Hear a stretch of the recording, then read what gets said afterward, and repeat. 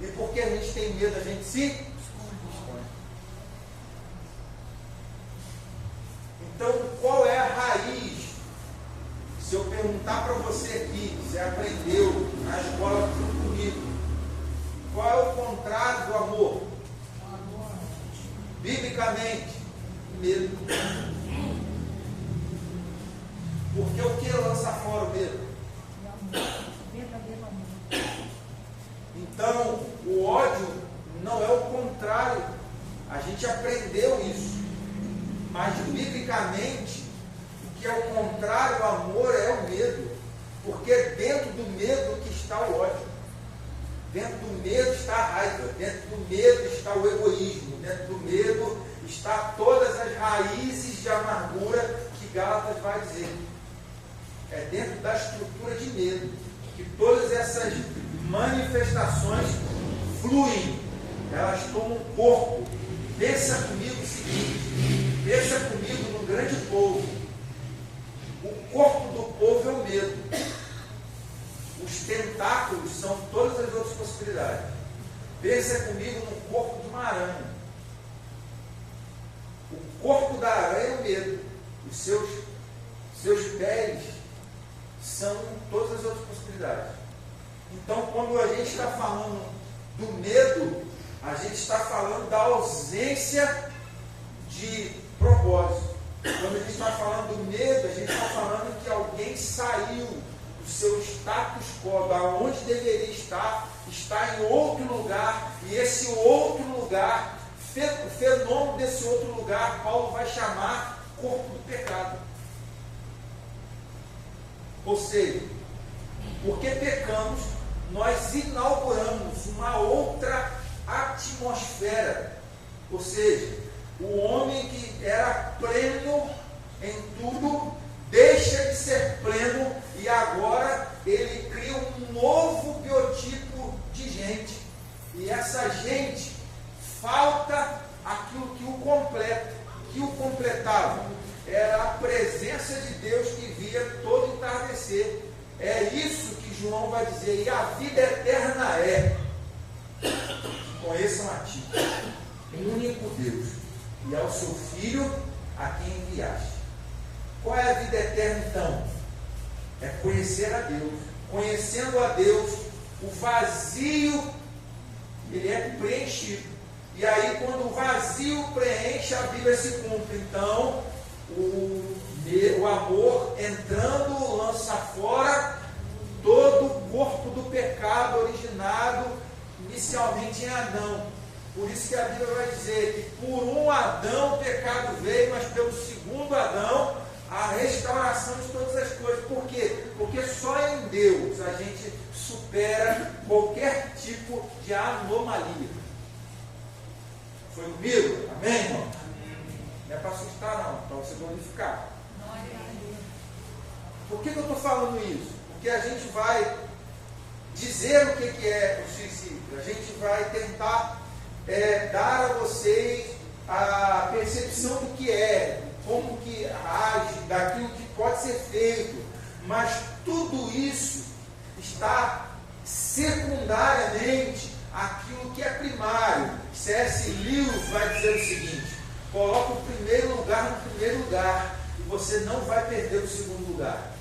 Coloca o segundo lugar no lugar do primeiro e perderão-se ambos.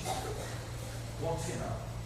Sobre o secundário tem o primário. O que é o primário? Amar o Senhor sobre todas as coisas, com toda a sua força, com tudo que você tem, com toda a energia, com tudo que você tem, com tudo que você pode ter, com tudo que você pode dar. Depois você faz aquilo que tem que fazer, que aí é o secundário, aí você pode fazer qualquer coisa. Mas enquanto a gente inverter as polaridades, a gente vai ter o melhor carro e vai estar insatisfeito. A gente vai ter a melhor casa e vai estar insatisfeito. A gente vai ter o melhor tênis e a gente não vai estar satisfeito. A gente vai ter o trabalho dos sonhos e não vai ficar satisfeito.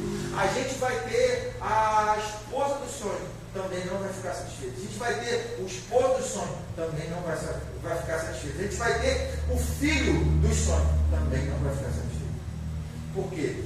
Porque o espaço que existe dentro de nós só cabe para uma pessoa. Ele é do tamanho de Deus. E ninguém tem capacidade de supri-lo, a não ser o Senhor. Então, para nós cristãos, falar sobre isso não é falar necessariamente da química que eu tenho que tomar para combater a depressão, a ansiedade. É falar onde a gente deveria estar e a gente não está. Falar da onde que a gente se perdeu. É falar da onde você deixou o que é essencial para viver pelo supérfluo, pelo temporário, por aquilo que o ladrão pode roubar, aquilo que pode se corroer e deixou de juntar no céu. Então é falar necessariamente disso. Então, numa palestra, numa prefeitura, eu falaria tudo isso que eu estou falando para vocês, mas de uma forma mais neutra. Mas eu tenho que pedir ao Senhor o seguinte: Senhor, me ajuda naquilo que faço, declarar a essência do que creio. Então, eu estou lá na minha... Hoje eu usei até essa expressão. A menina que estava atendendo xingou. Ela falou assim: não, desculpa, você é cristão? Eu falei: eu sou cristão, mas pode ficar à vontade. E esse lugar é para a gente conversar. Pode ficar à vontade, não tem perigo de você falar nada que você queira falar. Você pode falar. E aí, quando ela acabou de falar, eu perguntei assim, a mesma coisa que eu vou perguntar para vocês. Você estranharia se você avistasse uma planta nascendo no ar? Sim ou não? Sim. Óbvio que sim. Porque a planta foi feita para... Glória a Deus. Você estranharia se você cavasse um pouquinho lá o chão da sua casa, lá no seu quintal, e tivesse um enxame de peixe? Sim. Porque o peixe foi feito? Glória a Deus. Por que a gente não estranha o lugar que a gente deveria estar e não está? Por que a gente não estranha que a gente, nascido de Deus, só pode estar em Deus? Por que a gente não estranha que a nossa vida só tem sentido se ela estiver em Deus? A sua família só dá certo se ela estiver em... A sua saúde emocional só dá certo se você estiver em... Meu irmão, fecha a Bíblia, vamos embora. É porque é Deus. O resumo da obra é Deus. Tudo pode dar certo, e tudo vai dar certo, se a gente entende que é Deus. Deus é o sustentáculo de todas as coisas. Ele sustenta tudo pela palavra do seu poder. E não há absolutamente nada que saia do seu devido controle. Mas você vai falar assim: mas a minha vida deu errado. Não deu errado porque Deus errou. Deu errado porque você desviou do lugar onde você deveria estar. Mas o lugar onde eu estou, pastor, eu estava, era um lugar ofensivo. Eu tinha que ter feito escolha, eu tinha que ter feito um monte de coisa, porque se eu não escolho, eu vejo a vida passar e as coisas vão acontecendo e não escolho, então eu lancei a sorte. Todas as vezes que incerteza nós estivermos e nós lançarmos a sorte para qualquer coisa na nossa vida, estamos propensos a níveis de depressão e a níveis de ansiedade que a gente não tem domínio sobre. Porque, queridos, escute bem o que eu estou dizendo como psicólogo agora, tá?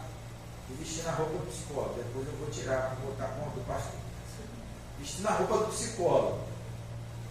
Todo lugar que você quer chegar, você imprime um nível de energia para chegar. E minimamente você prevê aonde você quer chegar. Ainda que aonde você quer chegar seja imprevisível. mas você minimamente faz uma previsão. E o desgaste de energia que você faz para aquilo é a tua bomba propulsora que te leva. Ou seja, se você não chegar em algum lugar do que você previu, você tende a esmorecer. Você tende a olhar para aquilo que não deu certo em detrimento daquele que deu certo. E aí você vai fazer o quê? Ficar triste. Ao ficar triste, você fica um dia no quarto. Ao ficar triste, você deixa de comer. Ao ficar triste, você naquele dia, porque está às 10 horas da noite, você recebeu a notícia, você não toma banho. Na manhã seguinte, você não escova dente. E se isso acontecer por mais de 2 semanas consecutivas, você está com o pé numa depressão que passa da leve para ser intermediária. E isso pode ser tão normal, porque a gente está com uma tristeza, e se há um século, se já existiu outro, mas na minha concepção, se existe um século que as pessoas estão correndo dos enfrentamentos, é esse século que a gente está. As pessoas não querem passar por dificuldade mais. Elas estão melindrosas. Um filósofo chamado Pondé vai falar que essa geração é a geração do mimimi. É a geração do todinho. É a geração que não aguenta absolutamente nada. E aí, porque não aguenta, porque não aprendeu a escolher, não aprendeu que o sofrimento faz parte da escala da vida, elas entram muito mais rápido em níveis de depressão, que às vezes quando você entra, para você submergir, demora muito tempo, porque há um desgaste feroz em toda a sua parte neurológica, em toda a sua parte comportamental, até que a gente consiga unir o neurológico, o comportamento, demora. Às vezes, para estragar, é muito rápido, mas para consertar, não. É difícil. Então, como que faço? Guarda o meu coração. Guardar o coração de quê? De escolher abruptamente, de fazer segundo a minha vontade, de entender a máxima desse mundo, que é: toca a sua vida, faz o que você quiser, do jeito que você quiser, mas o mundo esquece de dizer que tudo que você faz do jeito que você quiser, como você fizer, e da forma que você quiser, você vai ter que pagar o preço e o juro disso. Ninguém ensina você a administrar essas coisas, ele só diz você fazer. Então, meu querido, entenda que o medo é a raiz. E aí vamos lá os elementos que eu acho que é possível que você esteja aqui para saber um pouco sobre isso também. Embora eu acredite que alguém já tenha dito para vocês, mas vou reafirmar, depois a gente vai andar um caminho curto, que a gente não vai conseguir esgotar isso aqui. O que é suicídio então? Ato deliberado, intencional, de causar morte a si mesmo, iniciado e executado por uma pessoa que tem clara noção ou forte expectativa de que o desfecho seja fatal e resulte em sua própria morte. Ou seja, há uma ação deliberada, uma intencionalidade. Ou seja, quem está falando de suicídio, ele não está falando de suicídio porque ele está brincando de morrer. Ele está deliberadamente desistindo da vida. Ele está deliberadamente desistindo do ato de viver em sociedade. Ele está intencionalmente interrompendo um ciclo de vida. E quando a pessoa tem essa ideia suicida ou a prática suicida, você acha que ela morre sozinha? Sim ou não? Não. assim como tem os fumantes passivos, tem também aqueles que são passivos no suicídio, que são a família que morre junto. Por quê? Porque ela se questiona, o que ela não viu, o que ela não fez, por que ela não percebeu os sinais, por que Deus não falou, por que a oração não cumpriu, por que isso não aconteceu, por que a oração de carrego não deu certo, por que essas coisas não deu certo, porque não dá certo, porque quem está intencionalmente, deliberadamente, tentando se suicidar, ele emudece todo e qualquer tipo de ajuda, ele se enrijece por objetivo. Então, o que vai acontecer? A gente precisa fazer uma leitura dos sinais. A leitura dos sinais é desses que eu te disse agora. Uma pessoa que habitualmente ria muito, era alegre, era feliz, aconteceu um evento caótico, um evento que alterou o comportamento dela, mas se em dado momento ela não sai dessa zona e volta a uma vida minimamente normal, a gente já tem que acender as anteninhas de Chapolin. A gente já tem que acender as anteninhas de Chapolin e ficar minimamente atento, porque quem promove a sua própria morte, promove no silêncio. Quem promove, ou quem é o estrategista da sua própria morte, ele não faz isso aos alarmes, ele não faz isso a toque de caixa para todo mundo saber. Não. Ele faz isso paulatinamente, metodicamente, e ele é o estrategista, ele não quer deixar vestígios e danos para ninguém. Então, ele faz o percurso, ele testa o que ele quer, ele conversa com pessoas, ele vai buscar informação na internet, ele vai se cercar de informações que façam com que aquilo que ele quer seja o mais assertivo possível. Então, para um suicida, ele não vai olhar uma estatística de 80% de chance, ele quer cravar de 100% de chance. Se você não sabe, deixa eu te falar, o país que mais tem suicídio. Alguém de vocês chuta? Japão. Porque lá é o país que não tem diversidade no sentido de sentimento. As pessoas estão fartas de absolutamente tudo. Tudo. Elas não fazem movimentos para nada, absolutamente nada. Elas têm um nível de satisfação no que a gente entende de que a falta dos países subdesenvolvidos surreal. Então as pessoas entram em crises existenciais, mas não são crises que justificam as suas dores. Mas quem disse que eu posso mensurar e dizer o que é a dor que pode levar alguém ao suicídio?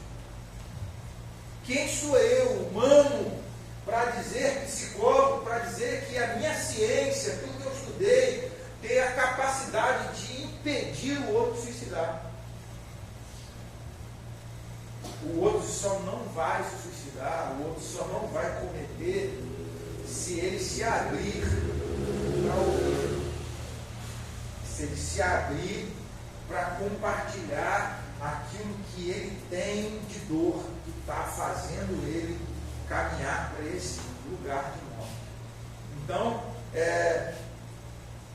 considerado, pela ciência e pelos que estudam a questão do comportamento como um transtorno multidimensional, ou seja, não é porque separou que a pessoa vai cometer o suicídio, não é porque o filho foi morto que a pessoa vai cometer o suicídio, não é porque o emprego faltou que a pessoa vai cometer o suicídio.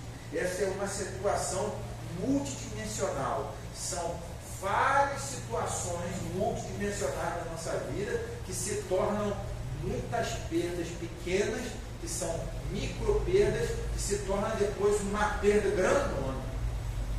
E aí a pessoa perde a vontade de viver. Mas ela perde vontade de viver, ela quer parar de sentir a dor. Essa é a grande pergunta. Em muitos já se observou que é a questão de parar de sofrer. Então, ela entende que querer parar de sofrer, a única razão que ela está sofrendo é estar existindo. Então, ela elimina a sua existência. Mas já tem relatos de pessoas que elas não querem mais viver. Elas decidiram não viver, não querem. Elas não têm mais sentido da vida, elas não vê mais sentido. Então, elas queriam o poder da eutanásia, de se matar. Porque ela não quer, não vê mais possibilidade nenhuma de existir. E ela já fez o cálculo, já recalculou, já calculou de novo. E ela não vê possibilidade de viver. Então, ela queria ser o tutor da sua própria vida. E ela vai e tira a vida abruptamente. Então, para vocês terem noção de como que essas coisas acontecem. Como que a gente pode categorizar isso, né? Classificar se há níveis de suicídio ou de pensamento. Então, a gente tem pelo menos 3. A ideação suicida, a tentativa e o suicídio propriamente dito. Então, a gente tem, no contexto social, temos 3 tipos de pessoas que podem produzir essa anteninha de chapolin para nós. Aquelas que têm uma ideação, aquelas que fazem a tentativa, necessariamente tentam, e aquelas que consumam de verdade a tentativa. Eu fui a Itamonte, não sei se vocês conhecem, uma cidade de Minas Gerais, perto de Belo Horizonte, perto de São Lourenço, e lá, o maior índice de suicídio lá está por cordão de cadastro de sapato. Vocês acreditam? Lá as pessoas se suicidam com cordão de sapato. Lá a coisa é tão severa, e lá existe um espírito, aí a gente já voltando para vestir a roupa de pastor, lá já tem uma forte tendência a essa prática. Então lá as pessoas não conseguem entender como é que uma pessoa consegue se suicidar com cadastro. Porque o peso do cadastro é desproporcional a...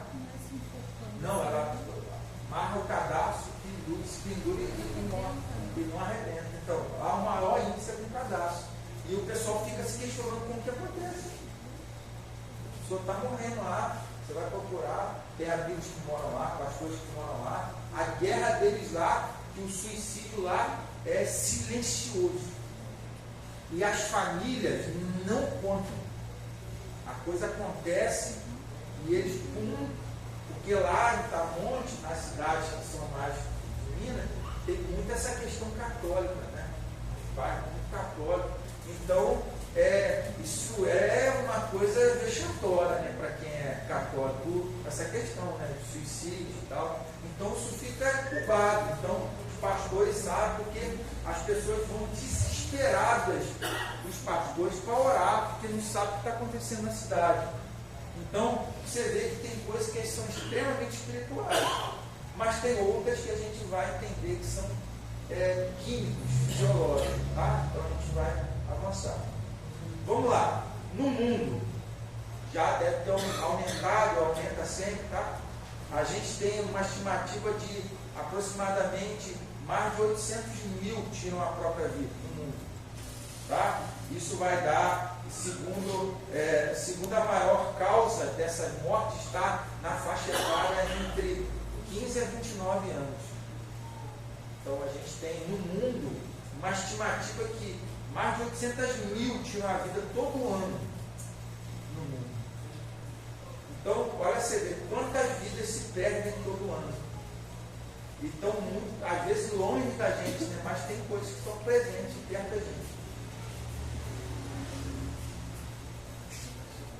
Então, Pronto, tá, irmãos? Vem pra cá. Pedir para a igreja se coloque de pé. Estenda as mãos para cá, nós vamos orar pela vida do Carlos, pedir para o pastor Marcão. Vocês orando? Na vida do cristão.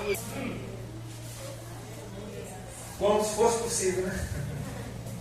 Deixar de ser cristão, ser psicólogo, deixar de ser psicólogo e ser cristão, né? A gente é integral, tudo está a serviço de Deus, amém, irmão? Amém. A estatística no Brasil, irmão, vai dizer que aproximadamente 11 mil pessoas tiram a sua vida, em média, todo ano, aqui no Brasil. Então significa dizer que no ano tem 11 mil pessoas que estão tirando a sua vida. Se você fizer um cálculo aí, quem é bom de matemática, dividir por 12, quanto por mês dá? Faz o cálculo aí, me ajuda, eu sou péssimo em matemática. 11 mil por ano dá 11 mil dividido por 12, quanto que dá?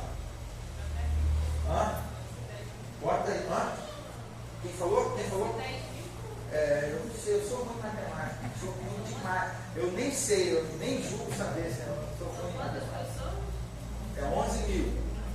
Vai dar aproximadamente, estatisticamente, 9 mil carguinhos, né? Quanto deu? Veio? Pode usar a calculadora, crente. Pode, celular. 11 mil por 12. 916, quase 917 pessoas Por mês.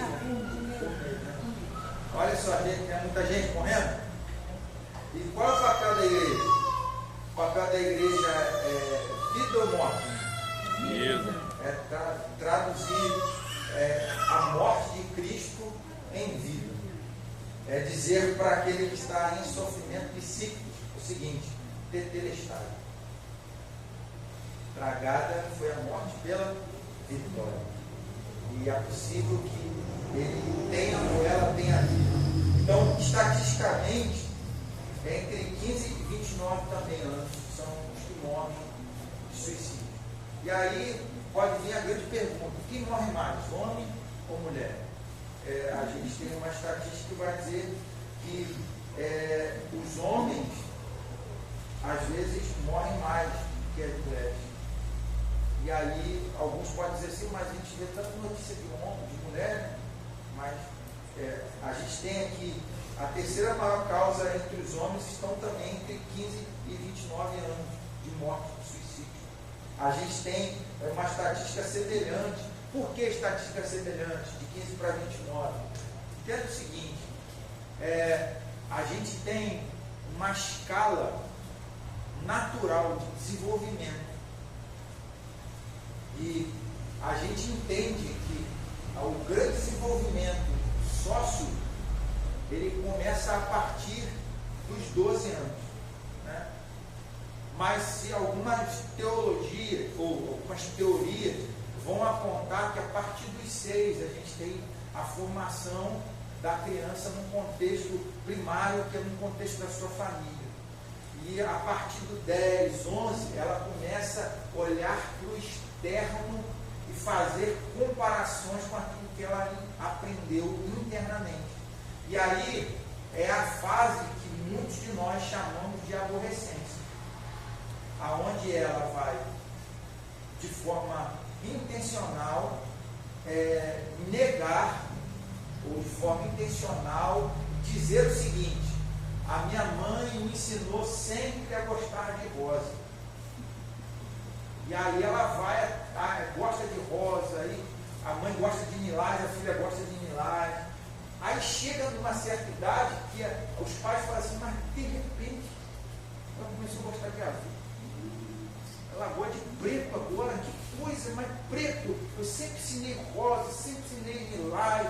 Ela está rompendo com aquilo que você ensinou. Ela faz isso de forma a te desafiar? Obviamente não. Ela faz isso porque ela está se descobrindo.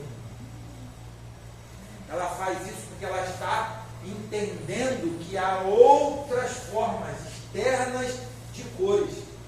E ela está dizendo assim: então eu gostei disso aqui, mas hoje eu gosto do preto. Que mal tem ela gostar do preto? Nenhum.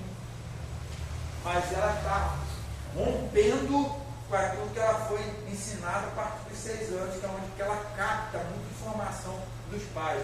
Por que então, pais que se separam a partir da idade dos filhos de 6 anos, tem um fenômeno do filho totalmente averso a ponto de odiar pai e mãe depois dos 12? Porque no momento que ele deveria receber informação, ele está recebendo uma informação truncada. Ele está dizendo para o filho que aquela relação familiar não é real, não é possível. Aí, em contraponto, quando ele chega com 12 anos, ele encontra um monte de informação dizendo: meu pai me levou para isso, minha mãe me levou isso com meus pais, nós fomos em tal lugar. E ele olha para o dele e fala assim: caramba, meu pai rompeu com a minha mãe. Aí, pai e mãe, infelizmente, um conta a história mal contada para o filho, cada um puxa para um lado. Aí o filho tem hora que está com a mãe, tem hora que está com o pai, aí ele fica pulando de casa, a mãe aperta, ele fica na casa do pai, o pai aperta, ele vai para a casa da mãe, aí os dois apertam, ele vai para a casa da avó. Aí a avó aperta, se não tem a casa do tio, ele vai para a casa de um amigo. Você acha que esse adulto, ele vai chegar no consultório com o psicólogo de que forma? Tô todo desgovernado, porque ele não teve padrão para absolutamente nada. Essa pessoa, ela é propensa a pensar e ter ideação suicida, sim ou não? Sim. Óbvio que sim. Mas significa que ela vai ter a tentativa? Às vezes não. Mas todo desgoverno que ela viveu gera essa ideação. Ou seja, ela quer parar de sofrer. Ela queria outra vida, ela queria outra família, ela queria outro pai, ela queria outra mãe. E aí, quando que ela vai entender isso? Só quando ela conseguir ter o que eu chamo na psicologia de uma regulação emocional. Ou seja, uma consciência emocional. Que ela entender que ela pode zerar a vida, ou seja, ela pode praticar a justiça, que a Bíblia vai dizer que é o tzedaká, que é a injustiça chega em mim e para em mim. A partir de mim tem justiça. Ou seja, não é porque eu não tive amor que a partir de mim as pessoas não podem receber amor. Isso é justiça. Justiça não é pagar com a lei de talião. Pedra com pedra, pau com pau, tapa com tapa, chute com chute. Essa era a lei antiga. A lei de Deus é o seguinte: que alguém te bater, você dá a. Se alguém fizer você caminhar, você caminha com ele. Deus está chamando você de bobo? Não. Deus está falando: pratica a justiça. Porque o ato da sua prática de justiça converte o outro. A tua prática de justiça interrompe um ciclo de morte. E a gente, como cristão, precisa entender isso. Se a gente entender isso, a gente está bem pra caramba. Porque senão a gente vai entrar em guerra que a gente não vai ganhar. A gente vai lutar lutas sem as armas de Deus. A gente vai fazer aquilo que Deus não mandou e vai querer ter o resultado que Deus daria se a gente estivesse fazendo o que Ele mandou. E não vai dar certo. Eu brinco dizendo o seguinte: só dá certo do jeito de Deus. Se não for do jeito de Deus, não dá certo.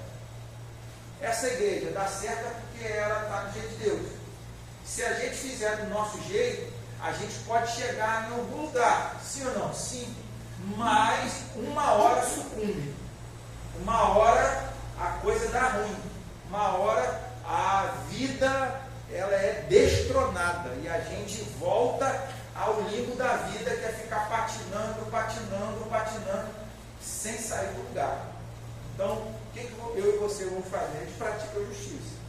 Então, todo ato nosso é uma prática de justiça. Tá bom? No filme, tem no Netflix, agora eu esqueci o nome do filme, mas tem um episódio que a menina vai falar o seguinte: eu queria morrer. Pensei nessa palavra muitas vezes. É algo difícil de dizer em voz alta. é ainda mais assustador quando você sente que pode estar falando sério. Ou seja, esse filme é um filme adolescente. Escola que uma menina comete suicídio. Netflix tem. E aí ela chega a essa conclusão. É difícil falar sobre, mas difícil é quando a gente entende que essa fala que a gente está dizendo pode ser sério. A gente está assumindo a possibilidade daquilo que é só pensamento se tornar uma prática. Então, fique atento a esses sinais. O que leva alguém a suicidar-se? Um alívio de pressões externas é uma causa, como cobranças sociais, culpa, remorso, depressão, ansiedade, medo, fracasso, humilhações. Tudo que eu disse aqui, o lugar embrionário onde a gente experimenta todos esses sintomas, todas essas coisas, é na microcélula chamada família. Ela é o primeiro impacto que a gente sofre com todas essas expressões que a gente disse aqui. Quem nunca foi humilhado por um parente? Quem nunca recebeu uma palavra de culpa de um primo, de uma tia, de um pai? Quem nunca teve cobranças sociais? Exemplo, seu irmão deu certo, seu irmão conseguiu. Ah, você tirou 0? Vem cá, fulano, mostra para ele ou para ela quanto você tirou. Quem nunca recebeu comparações? Ah, o cabelo seu é liso. Ah, no seu cabelo é ruim. Ah, você gosta de... Ah, você é baixinha. Ah, você é fortinha. Ah, você... Ah, quem nunca? Eu me lembro que só pra... É bom a gente falar dos outros, é muito bom, mas é melhor ainda quando a gente fala da gente. Eu tinha meus primos e meus tios. Eu passei uma fase da minha vida que eu era gordo. Gordo, já pesei bastante.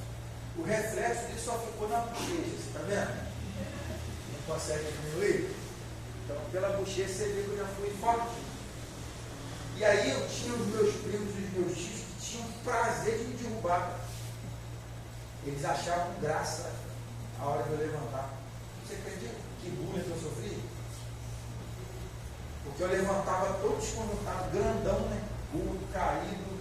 E aí eu, para me levantar, joelho, todo desconjuntado. E eles ficavam rindo, me derrubavam para rir, no sentido de eu levantar. Olha só que doideira. Meus parentes, aqueles que deveriam me proteger, eram que praticavam bullying comigo. O que isso trouxe? Aí você pergunta assim, o que isso trouxe então, Marcos, de revolta? Eu descontava no próximo. Que o mal feito, ele se transforma em vingança. Na escola, meu irmão, o terror. Tomava lanche dos outros. E aí me juntei com os tralhas para fazer coisa errada. Ninguém entrava na quadra, a gente furava a bola. Mas tudo revoltado. Era com a escola, era com que eles estavam jogando bola, nada. Eu tinha uma revolta já passada. Eu podia bater nos meus primos, nos meus tios, maior que eu? Não. Mas nos menores que eu podia? Claro que sim. Você entende de onde que vem as muitas percepções dos atos nossos? Alguém fala para você assim, eu brinco sempre com essa mesma expressão para ficar claro. Está aqui no movimento de glória, a igreja está no mover do poder de Deus, mas assim, soltando som pelo ladrão. Eu chego para a irmã assim e falo, irmã, você é feia para caramba. Exemplo. Ela vai falar, amém, amém, amém. Eu sou feio, Jesus fez uma maravilha na minha vida. Aleluia, glória. Fala isso no sermão, você vê, do mundo que você narrou. fala sem glória. Chega para a irmã assim, irmã, você é linda. Ela vai falar assim, você vai ser mentiroso? Irmã, você está chamando ela de bonita, mas às vezes não é a fala sua, é tudo aquilo que ela já viveu. Desencadeia na hora que você diz. E aí você está elogiando, tá? E eu estou falando de dois excessos que acontecem.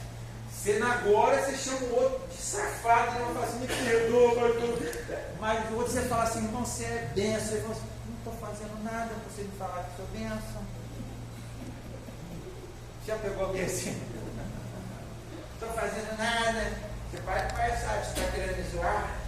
Tá querendo? Você entende? Por quê? A gente não é a palavra e a pessoa que falou para você, não. É a soma de toda a tua história que se engatilha na hora que ele fala, na hora que a coisa acontece. Aí por isso que casais vivem bem e de repente estoura.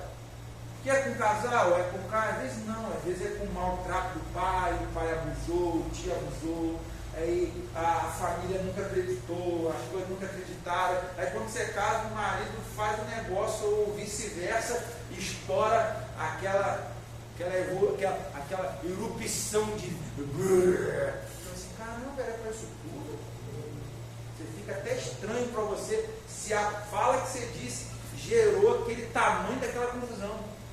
O que isso dá? Isso dá ideação suicida, gente. Isso dá tentativa. Isso de fato leva pessoas a se suicidarem, a entrar no consultório, a sentar diante de mim e dizer assim, psicólogo, o que eu tenho que fazer para parar de sofrer? O que eu tenho que fazer para tirar essa dor daqui de dentro? A dor está me consumindo, ela ocupa minha mente 24 horas. Eu durmo com ela, como com ela, me relaciono com ela. Se eu estou bebendo, se eu estou fazendo alguma coisa, ela some um pouquinho, mas basta eu sair disso, ela está ali, batendo na porta, dizendo assim, ei, estou aqui, ei, estou aqui. Como lidar com isso? Eu sempre vou dizer isso. E eu vou repetir aquilo que eu faço no consultório. Você precisa aumentar o teu nível de consciência. Aumentar o nível de consciência. É entender que todo o presente tem eco do passado. Todo o presente tem eco do passado. Significa que é a maldição hereditária, significa que você vai ser penalizado, é isso não. Significa que você e eu, às vezes, não damos importância às histórias. E as histórias fazem da gente aquele que a gente é hoje, exatamente hoje. Por isso que você vai ver que um filho de um Elon Musk, de um Zuckerberg da vida, de um cara que vive em altas classes, de um sheik da vida, ele tem uma vida pomposa. Então, a mente desse cara, ele pensa coisas que num país subdesenvolvido não vai pensar, é óbvio que não. Aí a pergunta que fica para você, bíblica, para você entender, por que Deus escolheu Moisés para livrar o povo? Por quê? Por que Deus, mesmo depois de Moisés ter matado alguém, de ter sido um homicídio, depois de ter fugido, Deus encontra, chama a atenção dele na sarça ardente e fala assim, cara, eu vou te escolher para você livrar o meu povo. Eu vou te dar uma resposta para você pensar. Só uma mente livre pode libertar a outros. Uma mente escrava não liberta ninguém. Você vai falar, como? Moisés não era livre? Óbvio que sim. Não só livre, mas ele experimentou de toda a ciência do povo egípcio. Ele comeu as melhores comidas, ele soube o que era ser rei sem ser. Ele tinha uma mente de reinado, ele tinha uma mente de governança. Querido, isso faz toda a diferença. Enquanto aqueles que nasceram na escravidão, nasceram no jugo, eles só olhavam um palmo da sua coxa, que era o barro. Então, até a iniciativa de Moisés em livrá-los trouxe para ele o seguinte: você vai fazer da gente também escravo também? Você vai querer matar a gente também? Porque só uma mente livre pode libertar outros. Porque ninguém escravo ele quer ter ninguém escravo. Por isso que Moisés é um biotipo de Cristo. Porque só Cristo, sendo sem pecado, poderia libertar pecadores. Então, quem pode libertar alguém do poder da escravidão do suicídio? A igreja. Veio você. O que Deus pode fazer a partir de você? Coisas inimagináveis. Mas você tem que elevar o teu nível de consciência e de propósito em Deus. Ao invés de você perguntar, Deus, cura as minhas feridas, Deus, qual foi o lugar que eu deveria estar e não estou? Qual é o lugar do propósito que eu deveria estar e não estou? Aonde o Senhor está me buscando, o Senhor não está me encontrando? Porque em Gênesis a gente está aqui diante de um fenômeno. Deus está procurando Adão, dizendo assim para Adão: Adão, onde você está? Porque você não está no lugar que deveria. E a pergunta de Deus parece ser uma pergunta de uma pegadinha. Como que Deus pode perguntar aonde está Adão se ele é onisciente? Aonde Deus pode perguntar aonde está Adão se ele é onipresente? Aonde Deus poderia perguntar a Adão se ele tem onipotência? O que Deus estava perguntando para Adão? Adão, aonde está o Adão do propósito? Aonde está o Adão que estava governando, que estava guardando, que estava cultivando, que estava desempenhando o ofício para o qual eu o designei? Aonde você está? Você se perdeu, Adão. E a Bíblia vai dizer exatamente isso para ele quando Deus vai penalizar os três. Ele vai dizer para a mulher uma coisa, para a serpente a outra, mas para Adão ele vai usar exatamente uma expressão que eu gosto muito. Ele vai falar assim: Adão, porque você ouviu a Eva, maldita é a terra. Essa expressão no original, ela significa chamar, significa não só ouvir, porque para Deus quem ouve pratica. Essa palavra está escrita o seguinte: Adão, porque você ouviu e praticou o que Eva falou, maldita é a terra. Ou seja, se nós estamos aqui ouvindo o que Deus está dizendo para nós a partir desse momento, e se a gente não pratica para Deus, a gente não ouve, a gente só escutou. Escuta quem escuta barulho, mas não define com clareza o que está sendo dito. Então, a primeira coisa que eu queria deixar rapidamente para vocês, mas a gente já vai ir para o final, porque eu não vou usar essa expressão que o pastor fala muito, porque eu não vou falar muito. Mas é assuntos que me encantam muito. O comportamento suicida tem sido frequentemente associado a quadros de transtornos psiquiátricos, como depressão e esquizofrenia, ou abuso de álcool e drogas.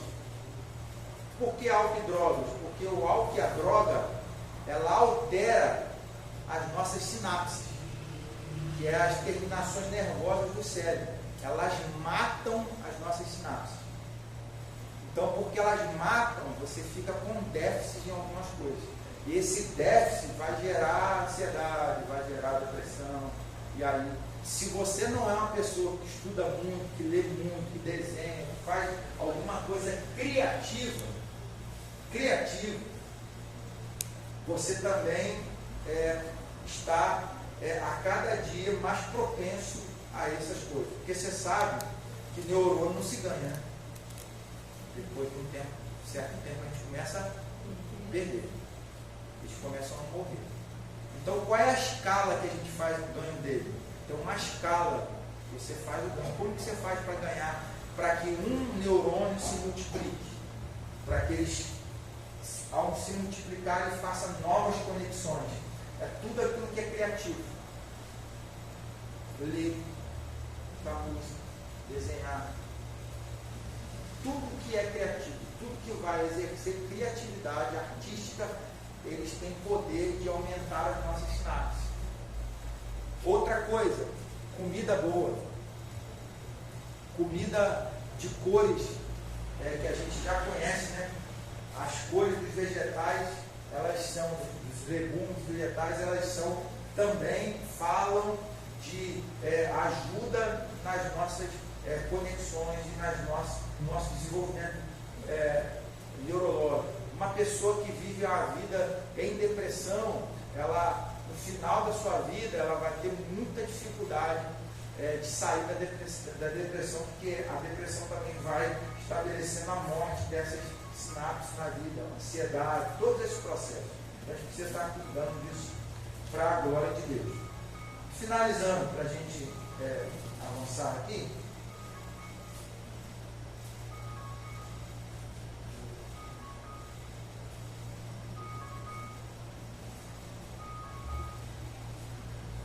vou pegar uma, deixa eu pular aqui. Quais são as expressões que a gente mais pode ouvir nas questões de tristeza e depressão? Pensamentos que vêm são verbalizados. Eu preferi estar morto. Eu não posso fazer nada.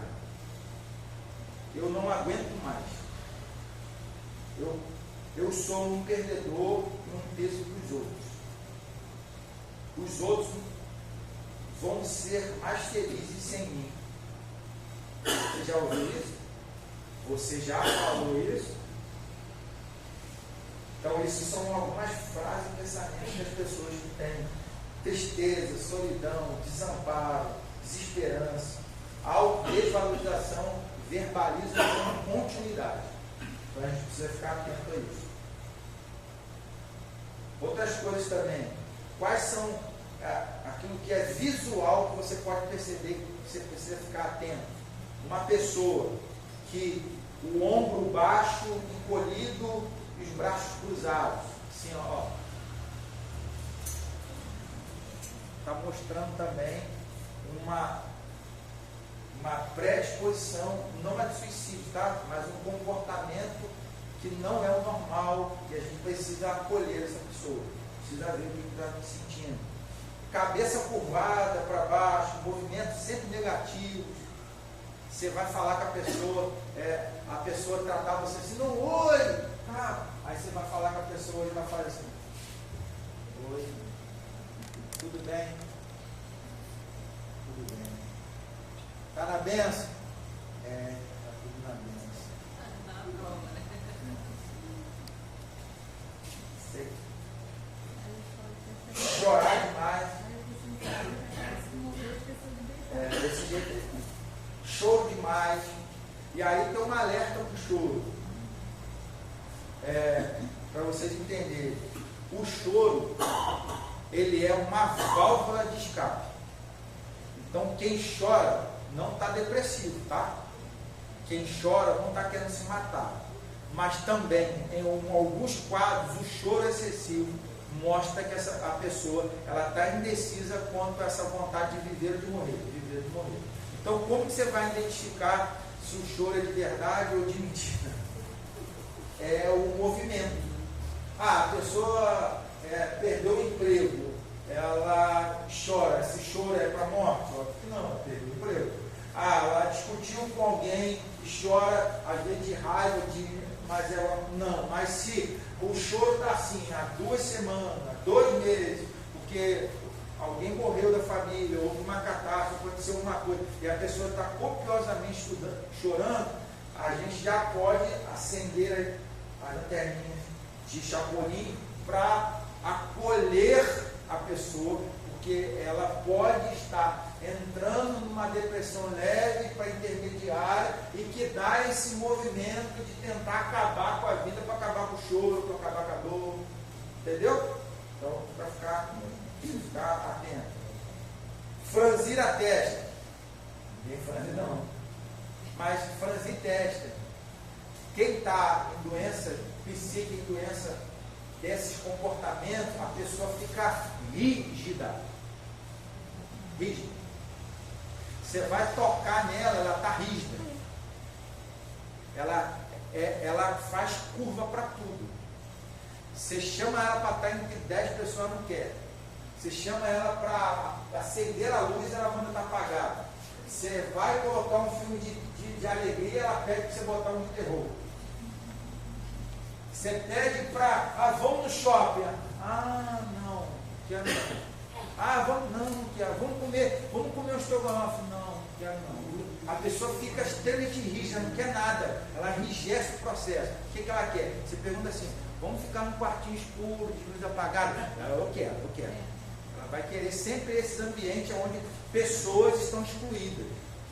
Onde ela não tem que verbalizar, onde ela não tem que demonstrar sentimento, porque demonstrar sentimento é dar abertura para a pessoa tocar naquilo que ela não quer que toque.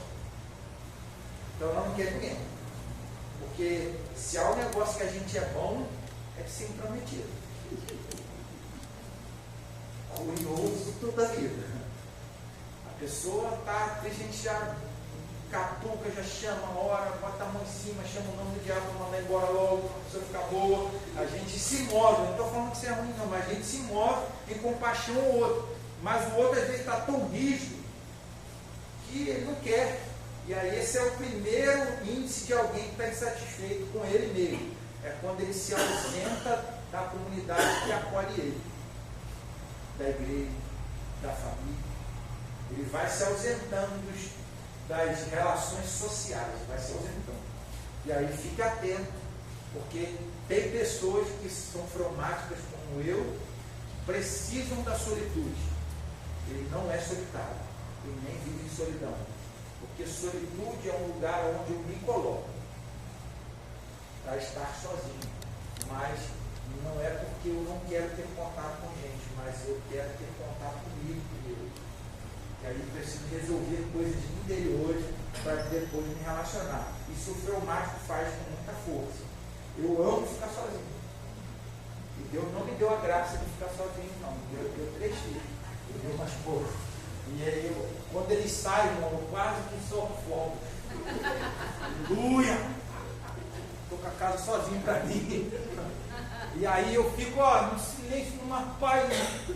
É um barulho silencioso. Eu fico bem. Mas Deus me ensinou que quando eles estão também eu estou bem. Mas a minha solitude me busca para estar sozinho. Então, como eu produzo mais? Está todo mundo dormindo, eu vou fazer minhas coisas. É o lugar onde eu consigo produzir. Pensar, raciocinar. É onde Deus fala comigo, onde Deus me dá uma frase, me dá uma coisa, me dá outra. Mas no barulho de todo mundo eu não consigo. E tem gente que já consegue, eu não consigo.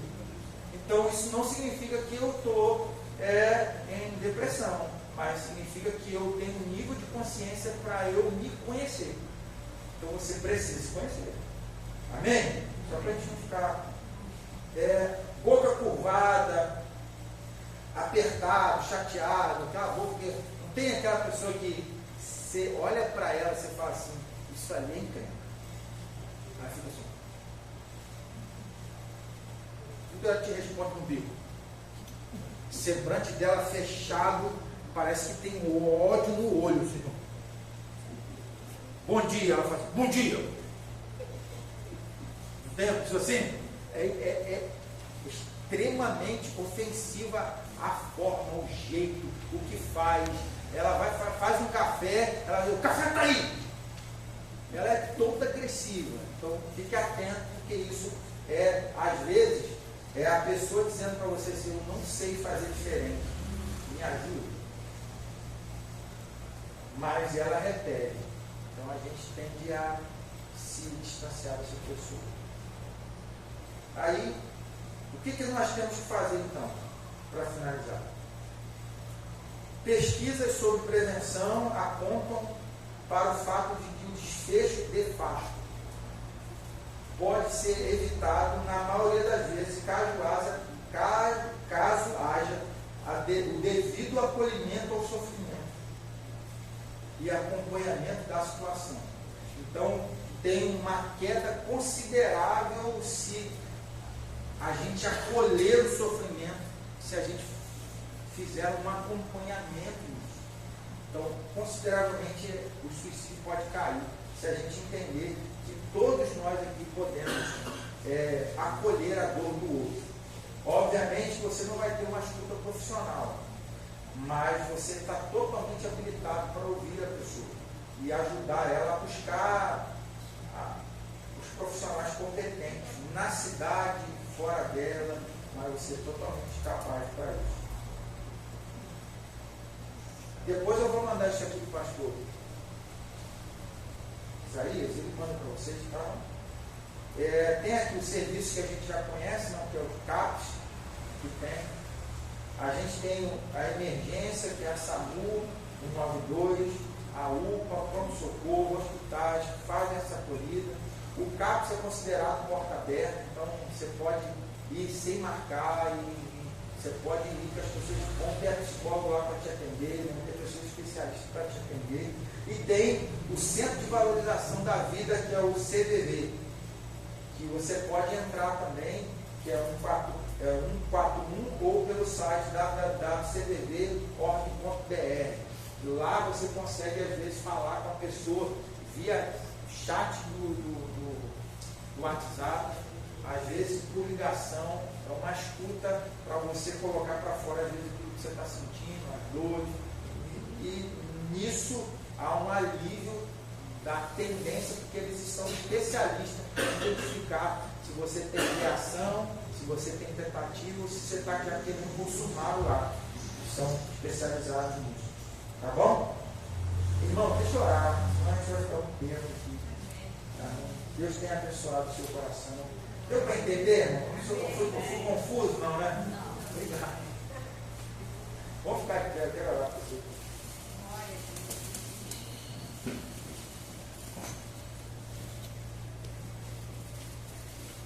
Orar pelo teu coração. Às vezes você conhece alguém que passa por esse sofrimento psíquico e você, às vezes, não tinha instrumentos para lidar com isso e às vezes não se sente habilitado para. Mas eu quero reafirmar que a igreja ela tem o poder de Deus de ajudar essas pessoas. A gente já tem recebido e vai receber daqui para frente muito mais pessoas relativamente incertas de tudo. Pessoas que estão com dificuldade da sexualidade até os níveis mais simples das coisas mais básicas da vida. As pessoas estão relativizadas, estão desgovernadas. E todo esse desgoverno gera esse monte de sentimento que a gente está falando aqui. Então, a palavra de Deus, irmãos, ela tem um poder profundo de colocar a pessoa num nível, de acertar aquilo que está errado, de dar direção. Então, se a gente for aquele que Paulo vai falar para Timóteo, procura apresentar-te a Deus aprovado, como obreiro que não tem que se envergonhar, mas que maneja bem a palavra da verdade, a gente vai ser uma ferramenta extremamente útil para o reino de Deus, para tirar essas pessoas dessas zonas de dor. Porque as pessoas estão sentindo dor e elas precisam ser acolhidas. Então, que o Espírito Santo capacite você, para você acolher, para você ser boca de Deus. E aí, irmão, deixa essa coisa de ser crente formal e entra para a esfera do crente pentecostal. Seja cheio do poder de Deus e prega a palavra, fale de Jesus, mete a mão em cima. Se for Deus falar que é diabo, manda embora. Mas se Deus falar que não é diabo, que abraça, acolha, coma junto, passeie com ela para pegar um solzinho de manhã, porque às vezes as pessoas nem o sol está pegando. E isso tudo é vida. Botar o pé no chão, na grama, botar o pé no chão na areia, o chão no barro. A gente é da terra, irmão. Você energia, você conecta. As pessoas não fazem mais isso. Então a gente precisa dar esse senso de vida para as pessoas. Então eu e você somos habilitados por Deus para isso. Amém?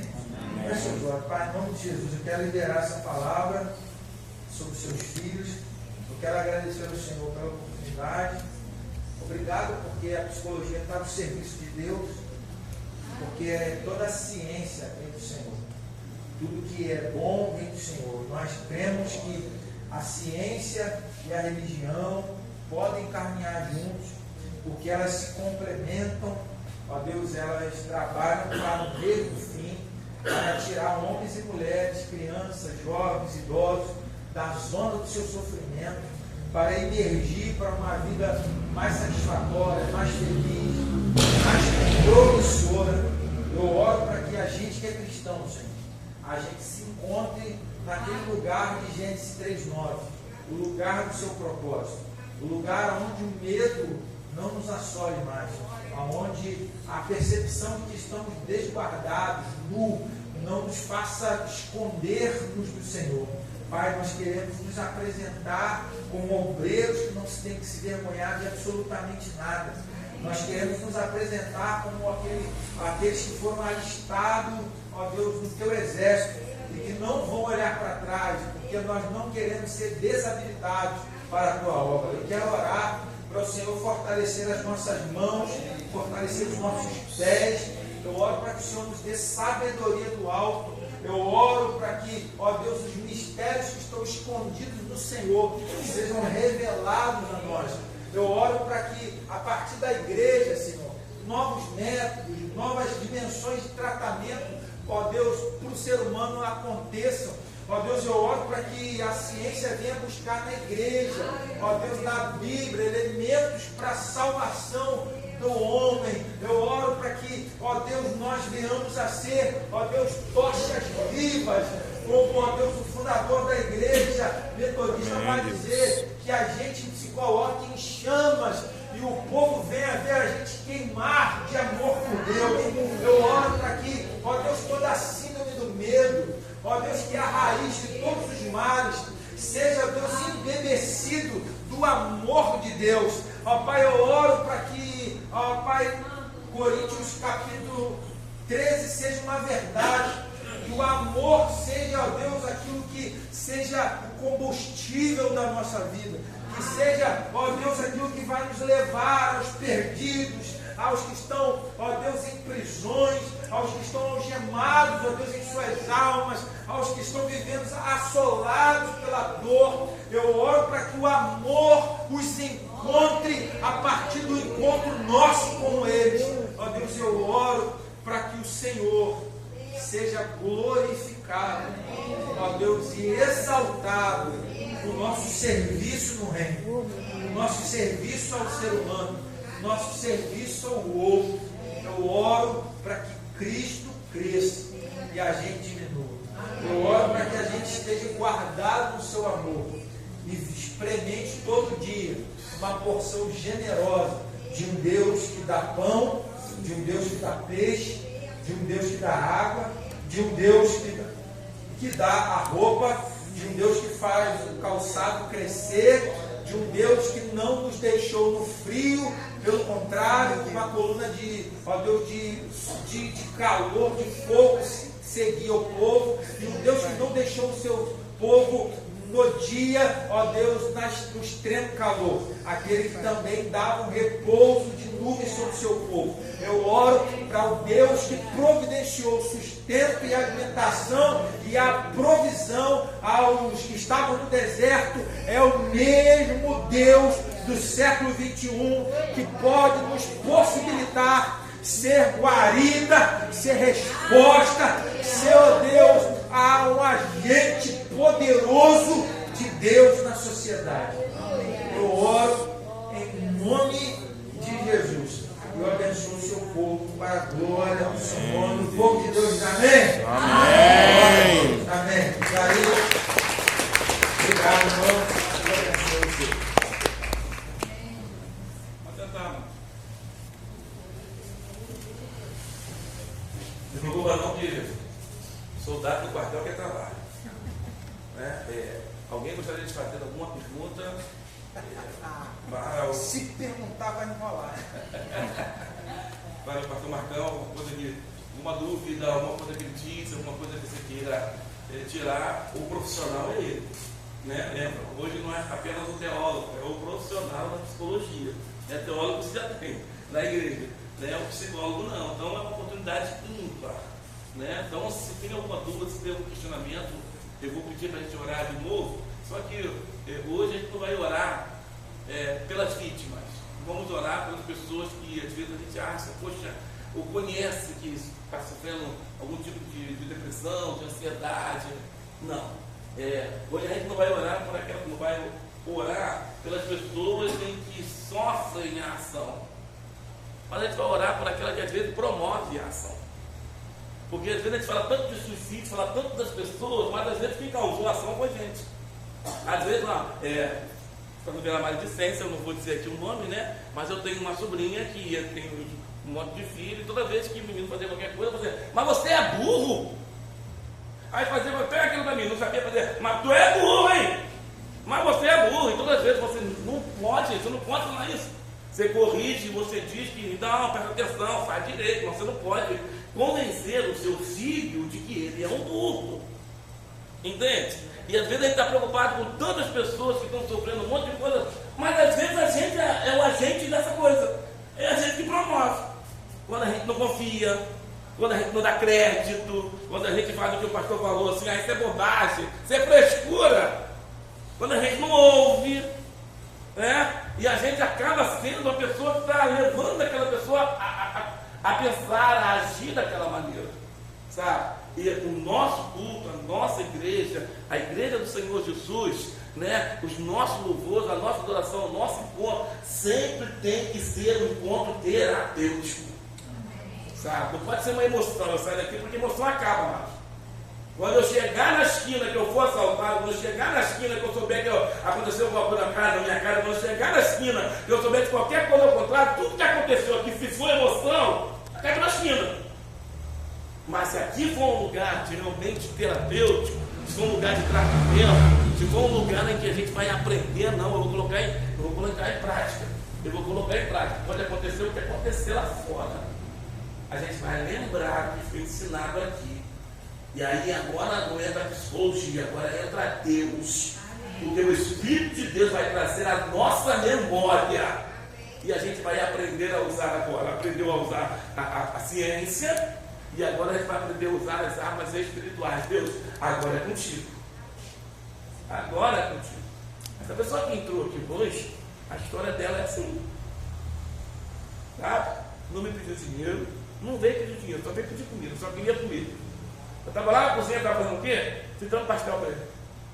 Porque ele tinha um pastel, mas ele não tinha onde fazer, onde comer, era o pastel da marmita dele. E aí, quando eu fui lá, servi a mesa, coloquei o café, botei o pão, agora vamos conversar.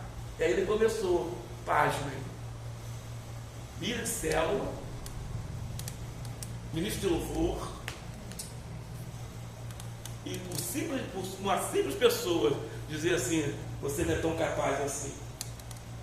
Hoje acabou. Entende? Então, às vezes, a gente se preocupa tanto com aquele que causa. Que nós sejamos cada vez mais pessoas usadas por Deus para libertar outras pessoas. Né? E usando a palavra do pastor, para isso eu preciso ser liberto. Ninguém cuida de ninguém se estiver doente. Né? Se eu estou doente, eu preciso de alguém que cuide de mim. Eu preciso de alguém para cuidar de mim, tem que estar bem. Né? Então, a oração hoje vai ser nesse sentido. Né? De que às vezes a gente sem perceber, ou às vezes até percebe, né? Às vezes até ouve as pessoas falarem, mas não dá muito crédito não. A gente acha, isso é bobagem. Isso é bobagem. Meu pai me tratava assim, eu não estou aqui cheio de frescura. Né? Mas a coisa é diferente. Né? Antigamente os maridos pegavam as mulheres e namoravam, tinha que fazer a vontade de fazer daquele jeito. Hoje é assim? Não, Maria da Penha está aí para resolver essa questão. Entende? E aí mas eu aprendi assim, aprendeu errado. E aqui é o lugar para você aprender certo. A palavra de Deus é o lugar para você aprender do jeito que tem que ser. Por isso que é saúde mental, por isso que é espaço terapêutico. Né? Para que Deus cure a nossa mente, as nossas emoções, os nossos sentimentos, e para que a gente consiga viver o Evangelho genuíno. O Evangelho genuíno é aquele que salva o corpo, a alma e o espírito. Tem pessoas que você vai para o céu, tudo estrupiado, porque nunca se permitiu tratar da alma, nunca se permitiu tratar do sentimento, nunca se permitiu, não, sempre foi assim, eu sou assim, vou viver assim, aí eu convivo bem com isso. Gente, eu não consigo conviver com o que é ruim. Né? Se é ruim, se está gerando sofrimento, dor, se ouviu, a gente precisa. Para terminar, para deixar esse final de orar, eu tinha um defeito, de tantos, mas um destacado. Né? E você sabe, turma de escola, né, amigos de igreja, e aí sempre conversava, teve um dia que um teve uma coragem e falou: o assunto surgiu sobre uma área, e ele pegou e falou assim: pô, você é assim. Gente, pensa num pitbull raivoso, né? Não era nem para ser porque eu era magrinho, morena desse tamanho, né? Raquíticozinho, mas eu fiquei, né? Eu falei assim: você é doido, você é maluco, você é assim, assim. E aí o negócio fechou. E aí ele falou assim: quer ver se você é assim? Pergunta para outro amigo seu. Eu não vou perguntar nada, você é maluco, você é religioso, você é isso, você é aquilo. E fui embora para casa, fiquei um mês sem falar com ele. Mas aquilo ficou só na cabeça assim: pergunta para o outro. Sabe por que eu fiquei um mês? Porque eu sabia que se eu perguntasse, o outro iria falar. E aí aquilo ficou. Aí eu chamei um amigo, mais amigo, meu amigo, né? Falar: Marcão vai ter um lugar, né? Falei: pô, Marcão, olha só. Eu falei: o que você acha? Você acha de mim nessa área assim? Aí ele: não, eu sou uma bênção, que é isso? Você é um cara muito bom. Não, pode falar que eu não vou. Só não dá certo com marido e mulher, né? Pode falar que eu não vou ficar zangado, não. Aí o marido fala, a mulher fica zangada. Né? Pode falar, rapaz, é amigo, rapaz, que isso? Pode falar. Não, pode falar, rapaz. Pô, Zé, você é assim. Pô, você é doido, cara. Eu sou assinado, você é assim, daí. E aí eu fui pro segundo, fui pro terceiro, fui pro quarto. Sabe a conclusão que cheguei? Será que só eu que estou certo? Será que está todo mundo errado e só eu que estou certo? E a partir daquele momento, aquela situação mudou na minha vida. Quando mudou na minha vida, mudou na vida de outras pessoas.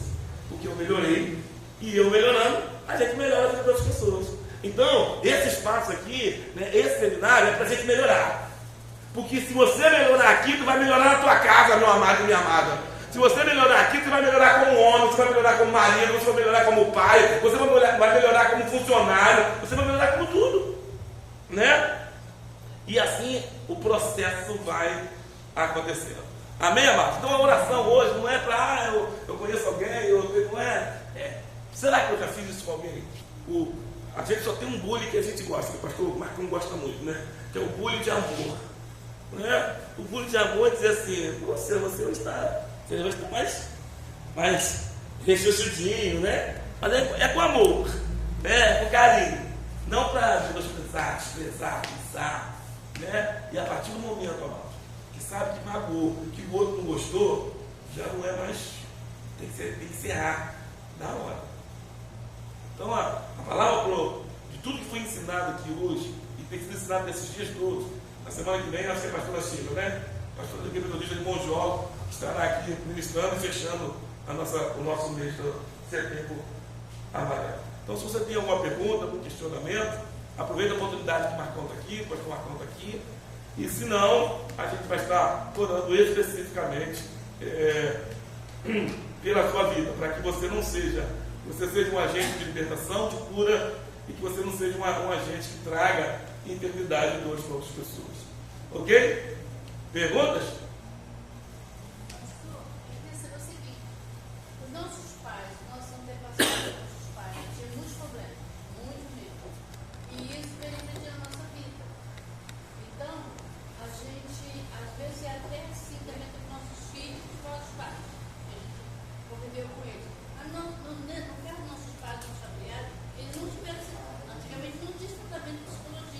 Psicólogo, psiquiatra. E como é que fica a relação dele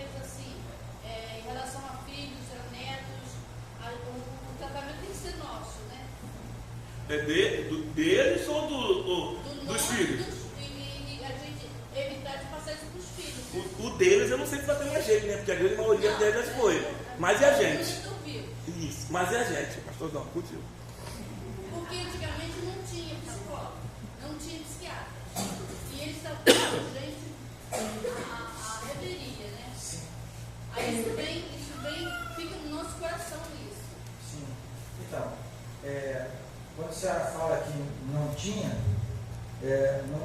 com tanto acessibilidade como outro, né? Acho que é a melhor conotação, porque algumas ciências, elas são muito antigas, né? A questão do acesso que era muito pouco, né? Que acesso aí era também quem tinha condições para isso, né? Financeiras para arcar isso. Então, o que eu vejo biblicamente? O seguinte, que quem fez o que fez com o repertório que tinha, vai ser julgado exatamente como o repertório que tinha. E aí, se você fez com inocência você vai ser julgado. Então, a Bíblia fala disso, né? Se você foi feito com a lei vai ser o seu ai, né? Você vai ser julgado nela. A gente, passando pela graça, a gente vai ser julgado a partir desse movimento da graça.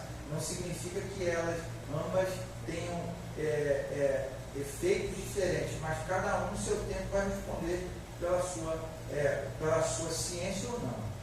O elemento para mim crucial é o seguinte: quanto maior for o nosso nível de elevado de conhecimento do fator, sim, você falar, fica em ordem, beleza. O Kierkegaard vai dizer o seguinte, um filósofo: não é o que fizeram comigo, é o que eu faço com aquilo que fizeram comigo. Tem. Então, aí está aquilo que eu disse da prática da justiça. Você entende? É o seguinte, fizeram mal a mim. Na internet tem muito isso, tá? Uma figura que o pai ou a mãe está protegendo o filho e ele está assim protegendo o filho. E aí você vê ele sorrindo, os filhos guardados, mas aí tem uma câmera que mostra as costas dele. E as costas dele estão alanhadas. Porque ele fez justiça. Então a dor ficou nele. E os filhos dele guardados. Então a gente tem que ter essa consciência de que o dano foi superou. Não de quem viveu o processo, mas quem superou. E aí olhando para ela não te faz mais dor. Mas ela lembra do processo que você passou. E aí você lembrando do processo, você entende que você foi a guarida da geração que vai vir. Eu não tive meu pai presente, tá? Então eu tive a ausência de pai. Hoje meu pai está comigo, se converteu quando eu preguei, mas eu não tive ele presente. Eu vi meu pai presenteando a minha prima, dando biscoito, melhor biscoito para minha prima e dando pior para mim. Mas se você olhar a história do meu pai não teve pai também. Ele viveu na casa dos irmãos da minha idade. E hoje meu pai está na minha casa, dorme com meus filhos, amo meus filhos, mas eu decidi que eu vou ser um pai dos meus filhos. Então, quem olha para mim vê só a marca, não vê ferida mais. E a marca que está em mim diz o seguinte: Marco venceu, porque os filhos dele estão tendo o melhor que ele não teve. Tem isso que é justiça. Entendeu? Bem, mais alguém? Sim. Toma meu diabo.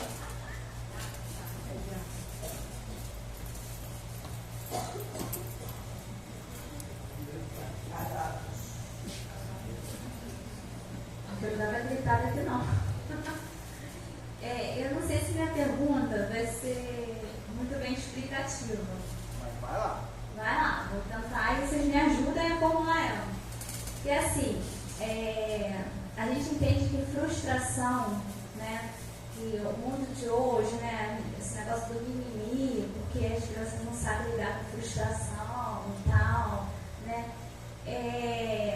tem levado, né, para esse lado, né, a pessoa não consegue lidar bem com os sentimentos, né, que gera essa frustração, várias frustrações.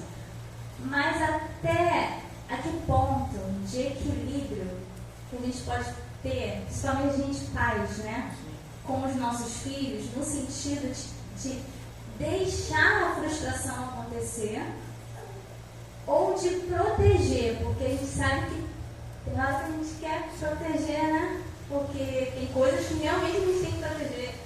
Mas assim, não sei se dá para entender, mas qual o ponto de equilíbrio de deixar a pessoa mais forte, da gente permitir, né, e ela saber resolver o problema, saber solucionar sozinho, né, deixar acontecer sozinho, né, para perceber que ela tem que entender o momento da tristeza que vai passar, ou daquela raiva que vai passar, e a gente saber deixar eles resolver ou proteger, né, no sentido de resolver por eles.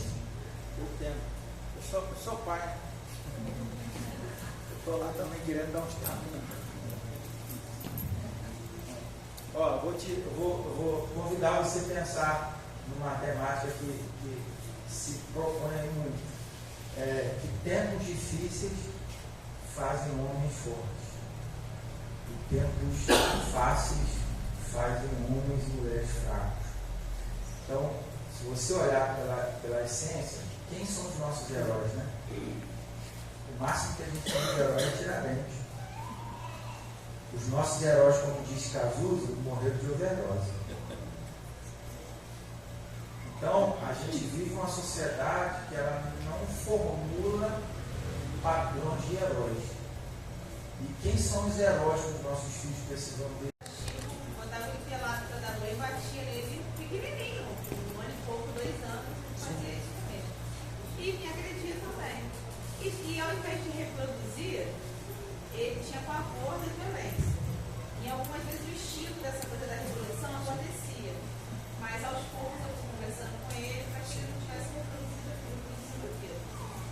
E na escola, desde o jardim, quando ele chegou, tinha um menino pequenininho que sempre batia nele. Aquele menino batia primeiro até o 3º ano. Assim, sempre. Mas ele também não era uma criança que dava para viver em sociedade. Tinha que ajustar. E eu sempre falava para ele assim: você precisa conversar com a sua professora, ela é a autoridade na sua sala. Eu posso até ir lá conversar com ela, mas a autoridade é a sua professora. E o menino batia. Só que minha mãe, diferente de mim, ela falou: você tem muita paciência. Olha só, Pedro, se você chegar em casa, tiver apanhado de novo, quem vai apanhar vai ser você. Aí o que Pedro fez? O menino. Pedro bateu no menino. Só que aí quando eu cheguei na escola, a professora preciso conversar com você. O Pedro bateu no menino e eu falei assim. Ela falou assim: só que a gente está muito preocupada com o Pedro. Todo mundo, vai pra lá, Luiz. Pedro começou a chorar copiosamente por conta da agressão que ele fez. E em vez de todo mundo acudir o menino que apanhou, a escola inteira foi acudir o Pedro, que entrou em pânico por ter tido aquela reação de agressão. Sabe? Aí eu fico assim, eu tenho muitas falhas na criação, em alguns momentos eu proferi palavras que eu sei que hoje estão no dia a dia, que eu tenho tentado mudar, mas eu sei que pelo comportamento em que eles falam a não reproduzir o que ele sofreu desde pequenininho, eu percebo isso hoje. Quando ele apanha, ele não revida. Acontece, minha mãe fica assim, eu falo com ele assim: você não precisa agredir, mas quando a pessoa vem o tempo todo dizer aquilo, se Saber que quando estiver confuso lá fora, não vai estar confuso dentro da casa dela. E aí, por exemplo, a Nelzinha, a Larissa, ela chega quase todo dia dizendo assim: pai, uma menina lá não estava na cara. Aí eu pergunto para ela assim: minha filha, o que o pai te ensinou? Que eu tenho que falar com a tia. Isso. Você fala com a tia, fala que a Aurora te perguntava. E aí ela chega no outro dia e fala assim: pai, você tem que falar com a tia. Aí quando ela chegou na 3ª vez, falou assim: pai, a Aurora me bateu de novo. Aí ele já me trouxe uma pulga atrás da orelha, né? Falei assim, pode ser que seja uma repetição dela, para sempre, que o vocábulo dela ainda é muito pequeno para manter um diálogo com o pai, então ela vai repetir, que ela entendeu que chamou minha atenção quando ela falou isso, então ela pode repetir chamando minha atenção de novo, e aí eu parti para a tática segunda. Então, filha, vem cá, vamos orar pela Aurora? Ela, vamos.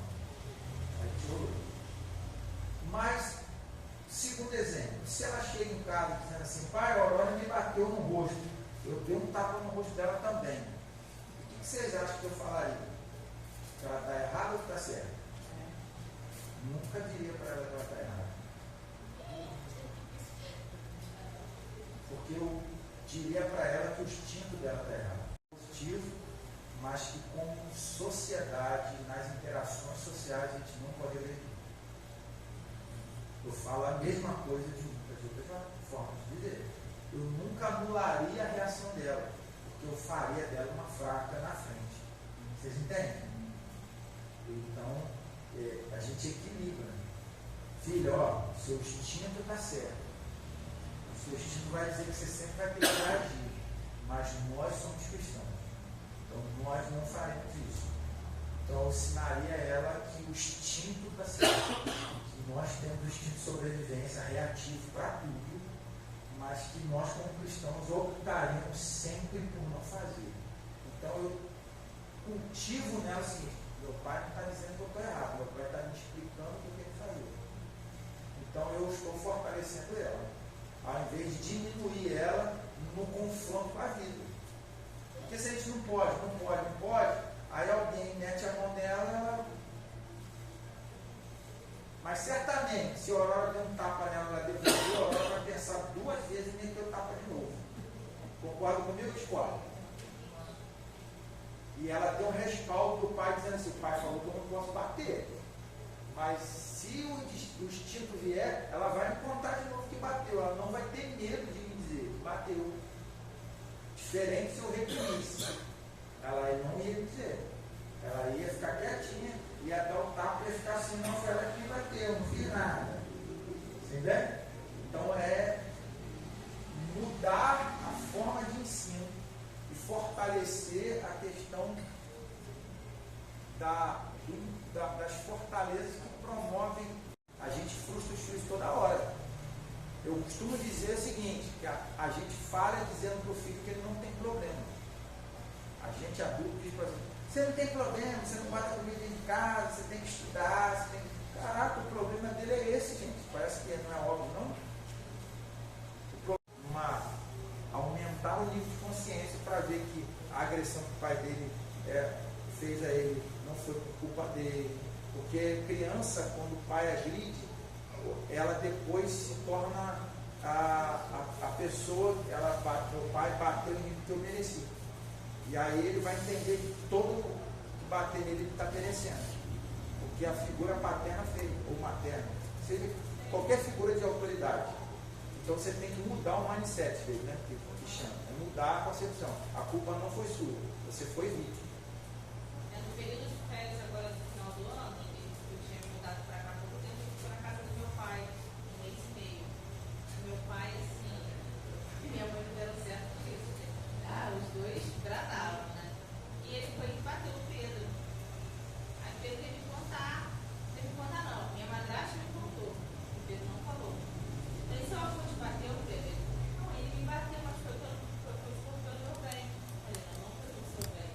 Você não pode aceitar isso, você tem que conversar comigo, para eu conversar com ele, porque ele não tem direito de fazer isso com você. Você não pode aceitar a agressão, tá? A agressão nunca foi o nosso bem e tal. Mas meu pai ficou depois de achar a consciência pesada, que ele é esse tipo de pessoa. Meu pai sempre falava: você não devia ter nascido, daqui a pouco estava. Depois, passou um tempo, ele falou comigo: você precisa me perdoar. Eu já perdoei você. Eu venho toda semana perdoando você, eu não dou conta. Então, cada um fica na sua casa. Então, assim, eu acho que esse ímpeto dele de falar o que quer, fazer o que quer, e falar: não, desculpa, foi pelo seu bem, para poder ser um homem e tal, né? Aí ele ficou acreditando naquilo que ele é criança, né? Mas ele tem pânico de agressão, pânico. E eu falei: tá bem que ele tem pânico de agressão. Mas se ele for para o exército, ele vai, assim, ele vai no primeiro momento sentir, mas ele apruma, se ele for, né? Porque o exército é conseguir lidar com a aversão, né? Colocado extremamente sobre situações aversivas, né? De ter que reagir todo instante. Então pode aprumar ele, né? Mas ajuda. Mas é questão mesmo de a gente trabalhar a questão da não culpa, né? Trabalho mesmo, da não culpa. Amém. Vamos lá? Se eu fosse o pastor Arcão, e se eu tivesse a Mel como filha, e se ela falasse assim, papai, a Aurora me bateu, eu ia fazer o primeiro que ele fez. Quando fala para papai, a Aurora me bateu de novo, eu ia falar assim, minha filha, eu vou te levar na escola e você mostra para a Aurora o tamanho do seu pai. Ela não ia bater mais. Vamos ficar de pé, vamos orar nesse momento. Em nome de Jesus. Lembra que eu falei que Deus nos chama para um tratamento? E conscientemente ou inconscientemente, às vezes a gente acaba ferindo as pessoas, né? Às vezes até com boa intenção. Mas como eu sempre digo, de boa intenção de metodista, o inferno está lotado. Não adianta só boa intenção. Então, a ministração nessa noite para o teu coração é, os nossos corações, é Deus.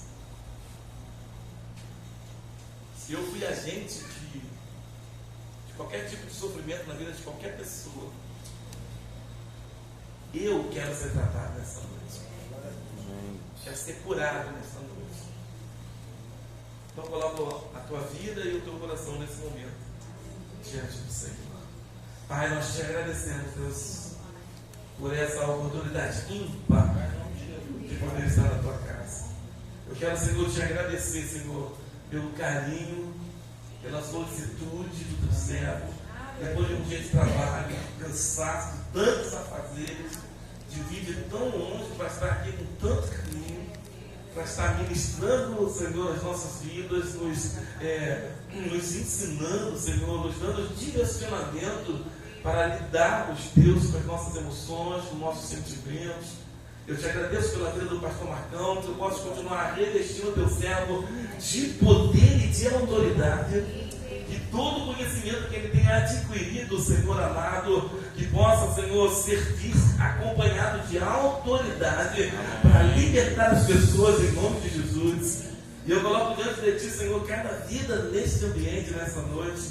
Senhor, a cada homem, cada mulher, a cada menina que adentrou esse santuário, que, Senhor, foi ministrado nessa noite. Pai, em nome de Jesus, eu venho te pedir, Senhor amado, que tu possas nos colocar nessa noite, que tu possas nos achar, meu Pai, nessa noite, em nome de Jesus, que tu possas nos colocar na posição, Senhor, no qual tu nos criaste, Pai, em nome de Jesus, meu Pai, e que todas as vezes que tu vieres ao nosso encontro, a gente possa estar na posição que tu queres, em nome de Jesus. Visita os nossos lares, as nossas famílias, nossos familiares, filhos, maridos, mulheres, casa, visita, Deus, a cada um. Eu te agradeço nessa noite, eu vim te pedir, Espírito Santo de Deus, vai curando as mentes nessa noite, vai restaurando as emoções nesta noite, Pai.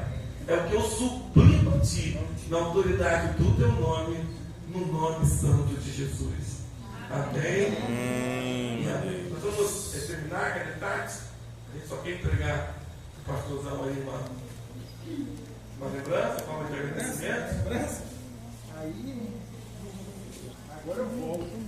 Terminou aqui, a gente tem um cafezinho ali fora, tá bom? E vamos tirar uma fotinha oficial aqui. Na terça-feira que vem é o fechamento da nosso setembro amarelo. E vamos fechar nosso diálogo.